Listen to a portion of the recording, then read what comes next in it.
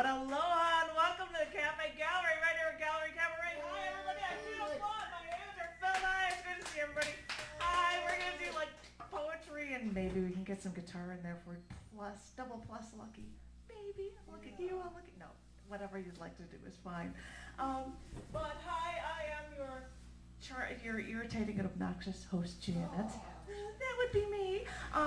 But I had just started doing, I haven't been writing much lately, so I do a lot of classic pieces that people would know, but I went to an open mic where someone was a feature, and they read this poem, they did blah, blah, blah, and they say this whole poem, and after it's over, they say, this poem was about my car, and it had nothing to do with the car, and I was like, really?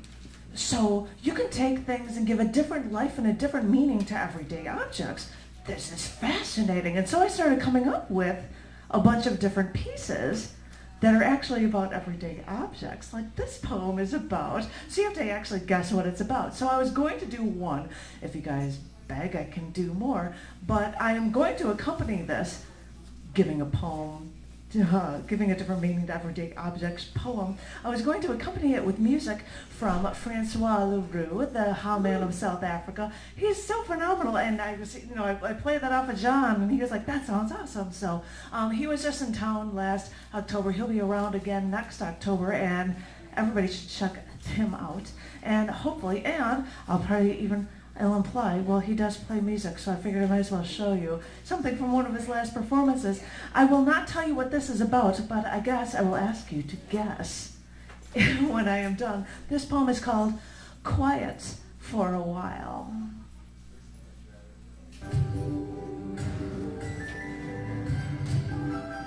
Your incessant screaming is making me go insane. All I want is some rest, and there you go, bothering me again, destroying my peace. When I finally feel I'm actually at one with the world, you come and harass me again. You screech and you yell until I can't take it any longer, and I use my bare hand and I strike you and I shut you up. You stay quiet for a while, but only after a day you actually do it again before you set me off again. I swear, if I didn't need you so much in my life, if I thought I could get along without you every morning, if I didn't need you to get me through my day, I would get rid of you. I'd kick you to the curb because the cycle is killing me. And how many more times will you do this to me before you break too? But I know we'll do this daily battle before you're reduced to nothing, and I'll find someone else to give me life again. Thank you. Short pieces, and now you have to guess what that was about. Annoying baby. An annoying baby. Not bad. My car. No, well, first of all, I don't have a beaver. Yeah, I'm playing an 80s track. No, and these are poems given to different meanings to everyday objects. Though the baby idea sounds pretty good, because a couple of these I'm like, that sounds like a screaming baby as I'm writing it, but no, it's not. This poem was about an alarm clock. I can't, your incessant screaming, I can't take it anymore until I use my bare hand to shut you up, but only a day goes by before you do it again. The whole thing's about an alarm clock, so it's like trying to find multiple meanings for, everyday objects like that. I haven't even read any others of these, but I was wondering if my handy-dandy sidekick, maybe we can do 2 rounds with the two of us. Would you like to come up and read one? So ladies and gentlemen, give it up for my ultra-groovy sidekick. And, my sister always called me the J-Ster when I was little, but I think the Bobster is a much better name. Give it up for Bob Rashkow.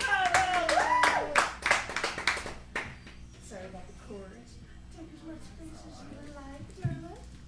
We await the presence of Mr. and I think he's here, Mr. Vittorio. No, it's David. Hey, David Getchik, publisher extraordinaire. You will be. You are the man. Yeah, it's been a month and a half. God, it's great to be back at Gallery Cabaret. This is a wonderful bar. I've only been here about 4 or 5 times in my entire life, but it is a great place. And those of you who are already sitting at the bar probably know this, but I'll put in a plug for Brian O'Hearn and the Model Citizens every third Monday night, sometimes accompanied by the smooth sounds of my first Old Town School of Folk Music teacher back in 2004, Ms. Carol Kagi. And she rocks those old standards, and Brian O'Hearn and his friends are a lot of fun, so be sure to stop in on Monday nights for that. Also, I just want to say a brief RIP to Don Cornelius, the founder of Soul Train, which was arguably one of Chicago's best dance shows ever. Soul Train, yeah. This is called Raspberry Beret. Yes, it is named after the Prince song. It's another improv poem. A Minnesota basketball player brought this on, by the way. If I must dance again today, let it be to this. One of my princely favorites from an otherwise pretty tacky decade. The both of us are up on stage to act a scene out of this. So I grabbed a price gun out of the air, saluted my 5 and dime boss. My stage buddy chimed right in. Oh my God, what's this? We're tossing gifts back and forth. You'd think we were improv experts. Mark the boxes way up there. I happily climb into this. On the back of a bittersweet pop song, I'm flying, I'm breezing right through it. Thanks.